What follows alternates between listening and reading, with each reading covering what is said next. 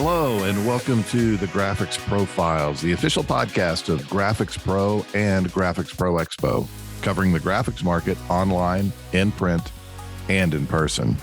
I'm your host, Regan Dickinson. Our guest for episode 40 is Josh Merrill, owner of Liquid Graphics in Los Angeles.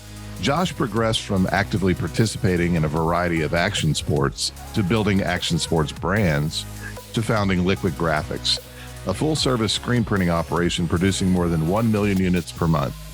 Before we find out how he did this and how he's doing it, here's a quick word from the sponsor of this episode, Gildan. Don't miss out. The Gildan Soft Style 67,000 adult CVC t-shirt is on sale and in stock. Available in 15 standout colors and in sizes extra small to 4XL. This shirt has a smooth finish and is great for DTG, discharge, heat transfers, and screen prints. Save now and get yours before the sale ends on October 2nd, 2022. Contact your distributor today. Well, first of all, Josh, we really appreciate you joining us for the Graphics Profiles. And, I think a really good place for us to start is to get kind of a basic background on you and how you got into the business and how that business has grown and evolved. Because as I recall in your discussion with Lawn Winners at GPX Long Beach, you started off pretty small, but you've grown, I would say, almost exponentially. So tell me about that journey a little bit. Sure. I'll try and keep it somewhat to a minimum because it can, be a long story, but sure. Long story short, right? Yeah. Long story short. So I started off, I own my own brand. I started my own brand when I was 19 years old, wanted to create my own clothing line. And through that process, I started working with a lot of screen printers. Building your brand usually starts with the t-shirts and the hats. And I grew up in the action sports world. So I grew up surfing, skating, racing moto, snowboarding. And through that whole era of growth here in Southern California, which became kind of I'd say the mecca of where a lot of the action sports brands were developed and grew from. Right. I started creating my own brands, and through that learned and started understanding the garment world. And really my background became more of design and creating garments that I believe that I wanted to wear that represented, I think, the community that I was involved in. Okay. So from there, I built my own brand, and through the growth of that brand, no backers, no financing, no nothing. I started learning my lessons and why the clothing business was so difficult. I got burned, through one of my distributors, built the brand up to a pretty decent sized brand for a 19-year-old kid, I suggest. I think that it got to a point where it probably needed some real capital. But I learned my first lesson in finance and got burned. And for me to survive, I actually started designing for a lot of my buddies that were starting their clothing companies, which some of those are household name brands today. Mm-hmm. So some of those designs that I did started becoming, good sellers, and if not great sellers at some of the retailers. And I started realizing that design alone was very difficult to, spend 4 or 5, sometimes 8 hours on a design. And I'm not saying I'm the best graphic designer, but I kind of knew the trends back then, and it wasn't as hand drawn. It was more about logoing, and that transformed into doing more and more work for a lot of the guys. And it's got to a point where I was working 15, 18 hours a day doing design and just barely making ends meet. So part of my thought process was, well, I'd rather do the t-shirt printing. I don't care about the design no more. I had a good amount of knowledge of the screen printing business from just doing a lot of my own stuff, the challenges in that and so forth. And I thought I had some pretty great vendors to work with. And I started building, instead of doing I said, design will go for free, but I want the production. And some of those brands started having some big hits on some of my designs. And I took the production instead of the design work. And I did the design work, but also got the production out of it. And it started turning into me subcontracting a lot of the screen printing, and started running into the normal challenges I think you run into in screen printing today, which was having the same quality all the time, getting deliveries on time. Just started running into those problems. So I did that for about a year and a half. And I just realized that I was starting to let down customers because I was being told different things that I'd relay to my customers. I just couldn't understand, why couldn't we get product on time? Why couldn't it always be the same quality? And I made a decision I was going to do it on my own, not knowing what I didn't know back then and how challenging the industry really was. I decided to start my own screen shop. So I started, I was really good about saving my money as much as I possibly could back then, and building somewhat of a little bit of a capital. And I ended up getting a loan for equipment and started my own screen shop. And with that, I bought my first piece of equipment, which was 14 color Challenger 2 from M&R. Got all the equipment, dryers, screens, inks, and had this machine sitting in a building that I had no idea how to even use or screen print at that point. I thought I'd figure it out. Well, it took me a little while to figure it out. And thankfully, I found a few great employees in the very beginning that helped me develop at least the knowledge of knowing what I was going to do as far as actually printing on the machines. But I never really printed myself. I always hired the right people to run the machinery, and I focused more on sales and operations because I constantly was in my head that I was not going to become what I was so disappointed being in the industry for the short amount of time I did. I was always disappointed, and I just want to make sure I did not keep that same legacy going in my own company.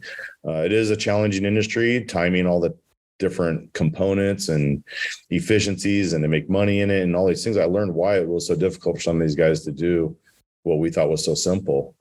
But it was my goal to continue doing that. So I think the beginning stages of Liquid Graphics was really built from really going above and beyond and trying to do everything we could to make sure that not only did we ship on time, but we shipped it with the best quality products that we could. And we did everything we could to make sure that job went out exactly like it was supposed to.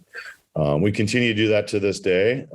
As you grow your company, obviously you run into more challenges. You rely more and more on people to make decisions for you. And I think that's really some of the success we've had at Liquid is constantly training into a lot of the areas that were, in my opinion, some of the pain points that typical brands or retailers or customers ran into, which was getting the consistent product on time and delivered at the right price. So I think that was really what helped grow Liquid. Is I tried making a very big stance on customers first on every little thing that we did. And that eventually turned into where I had to make money, because there was times where we didn't make money, and I became more operationally focused, which is where we are today. We're sales focused and we're operationally focused. And I think that's a continuance of that success. Okay. So what's the breadth of your operation right now, as far as, how much equipment do you have? How much square footage are you working out of? So we were at 24 machines in 2018. We actually made an acquisition of another company. I think they had 13 machines and we had 11 or something like that. And we had 24 machines at the same time. I made a decision to move over to Rock screen printing equipment. And through some of the efficiency, I studied their machinery for about a year, and I believe that they were going to be more efficient. So through some of the efficiency I thought we would gain from that, and on top of that, some of the customer base that I knew that we would probably not continue with the acquisition, we came to a calculation that we needed 15 machines.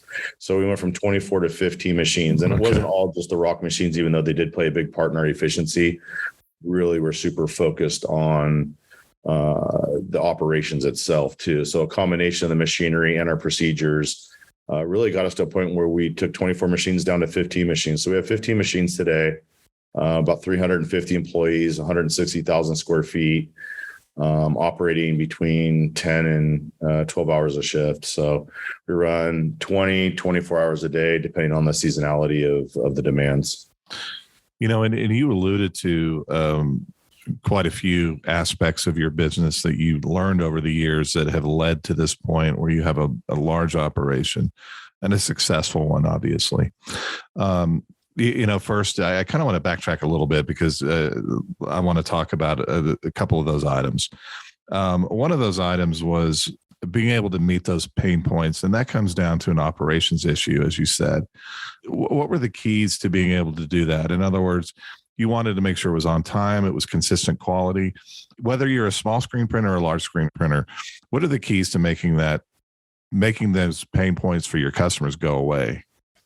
So externally, we want to make sure that we do everything we can to make any pain points go away. But internally, we actually take that on our shoulders, right? So planning and communication is key. One thing that that I've done over the years with Liquid is really segmented the business into almost many departments that have expectations for each one of those departments and minimum level. And we know where we actually kind of crack it a little bit where it's too much in that department, overloading that department. So we really pay attention to the timing of what we're committing to. We do a lot of pre-planning on everything we do.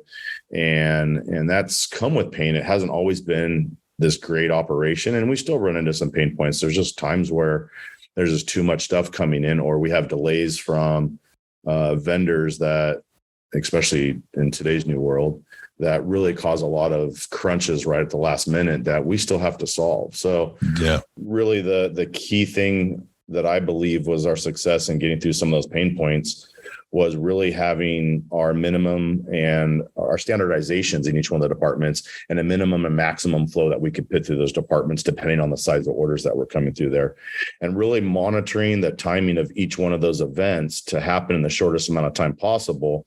You can't just take a month or 2 months to do every single order. So you have to really have your flow in each one of those departments and monitor that they're actually happening, or else one thing happens and then next thing you know is you have a domino effect in each one of those departments. So we really have each one of the departments structured to where we know what the expectations are and the flow through those departments. And we really have a lot of planning done in advance to try and make sure that all these different steps happen in the right time to be able to ship that product out the door.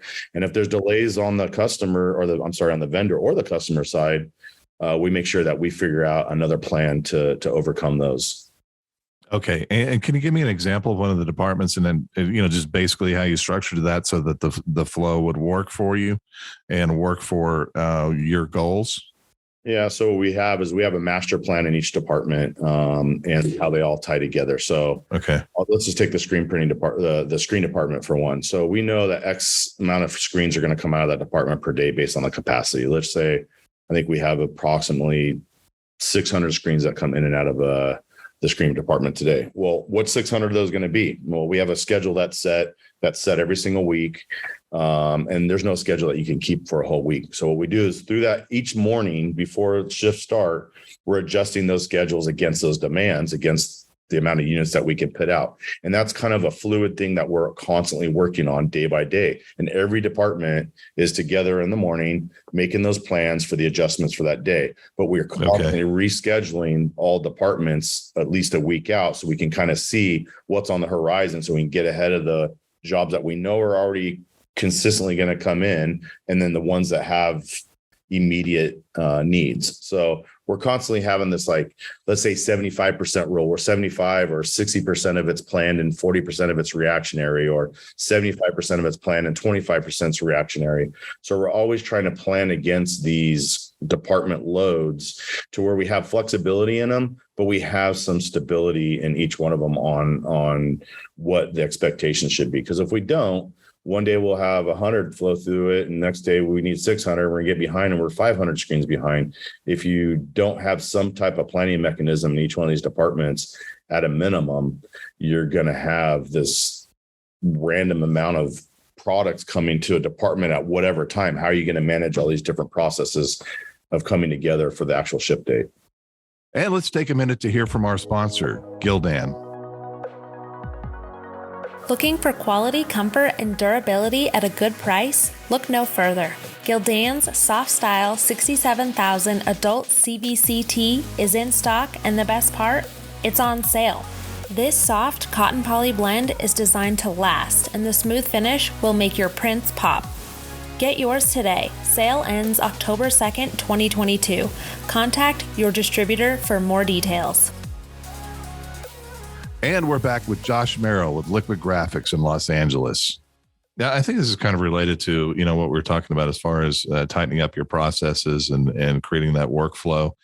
But how are you prepared for good times and bad times with operational minimums and maximums and just being nimble? How do you do that? Because you never know what's going to happen next. COVID is a perfect example, as was the economic downturn back around 2008. How do you prepare yourself for situations like that? And do you make hay while the sun shines, while things are good, and that's part of your preparation? What is your outlook on that?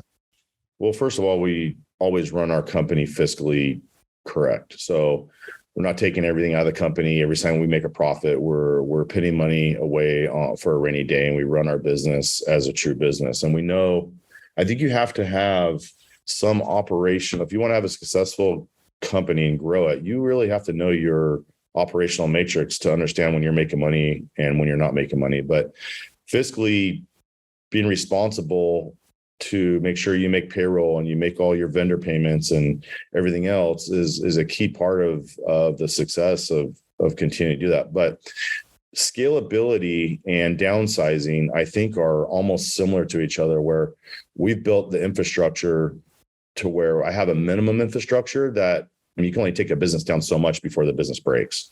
Right. I know what it takes at a bare minimum to operate this business. That's our starting point. That's worst case scenario. So let's just take easy numbers that I don't know, $20 million, right? Let's just say that's the number. And then we know the maximum is 100. So now we have this range, and we have a minimum viability that the business can be at. And we know what that infrastructure entails. It has to have an operator. It has to have an accounting department. It has to have a sales department. It has to have separations. It has to have a screen department. We know what the minimum viability to make an order process through the building. We also know how many people it takes to completely scale that. And we have that tied to not only units, but also to dollars based on averages. So as we scale the operation, we know, from just history and monitoring each one of the departments and understanding the output to labor ratios, what it takes. And I think that has been one of the things that helped us become successful, because look, we've had downturns also. Things are, COVID was a perfect example. The first 2 months of COVID, nobody knew what was going on. We were scared to death. We were shut down for 60 days. Right. And that was the first time that I went, not the first time, but probably the first time in the last 15 years, I was like, oh my God, this is not good. What am I going to do? Right. This continues. When you have 300 and something employees and an operation this size, the bills don't stop. When you have no sales for 45 days, everyone still wants to get paid, and we continue to do that. But there's a certain point where that breaks any company. And again, this goes back to, you do have to put money away for a rainy day, and that definitely was the case. Those were rainy days. That year actually turned out to be a very tough year in the beginning, but ended up becoming a very strong year by the end of the year.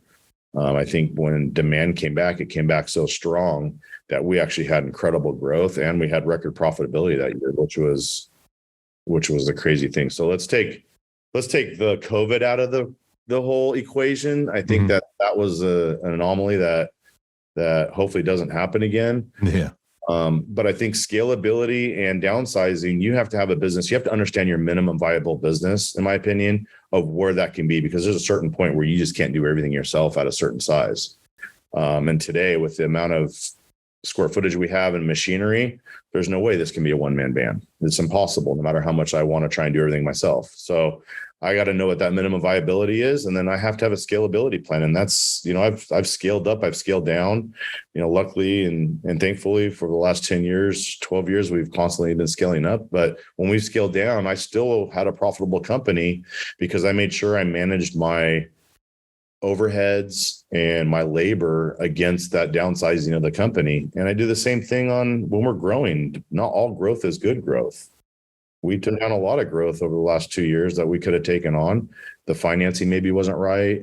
The credit decision maybe wasn't right. The company, might not have been in a great position for us to take on their financing, or there might not have been the right profitability matrix because we understand what it takes to do everything, or we know the customer is very difficult to deal with and they create issues within our operation. So we made a lot of decisions on how we move forward and who we move forward with. And then we also made sure that we didn't put new customers ahead of our loyal customers, and that's a hard decision to make too, because you constantly want to grow.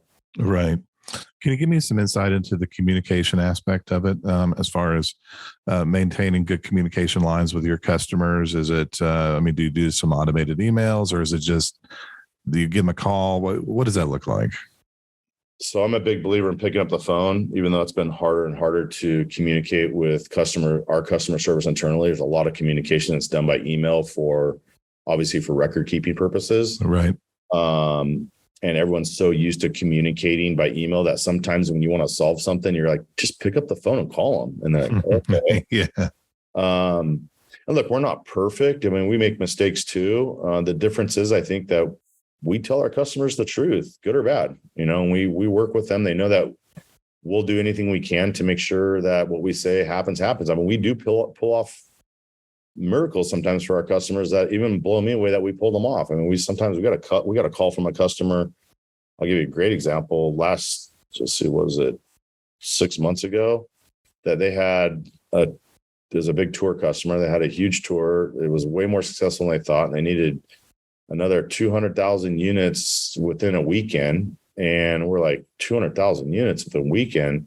Here's what we can do. We're not going to pull that off on a weekend. Let's see what we can do. And we went back and we worked with I wasn't going to force my whole company to come in on Sunday and everything else. So what we did is we worked really diligently with not only our customer, but also with our staff to say, here's the opportunity. Here's what it's going to take.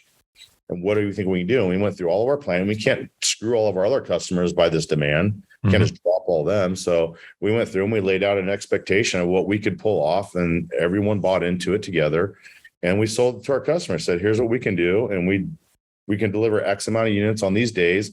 Do you need all 200,000 units by Monday? Can you have 100,000 shipped by Monday, and then the other 25, 30,000 units continuing, every 4 hours from there?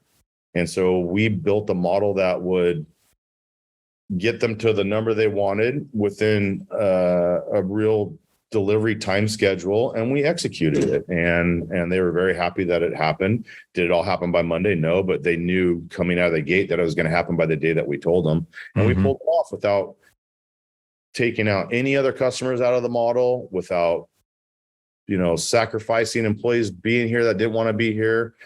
And we went through really doing a lot of planning, and we did it very quickly. And it brought all the teams together from every department, and they all made decisions together. I didn't make the decisions. I didn't force on anybody. I said, here's the opportunity.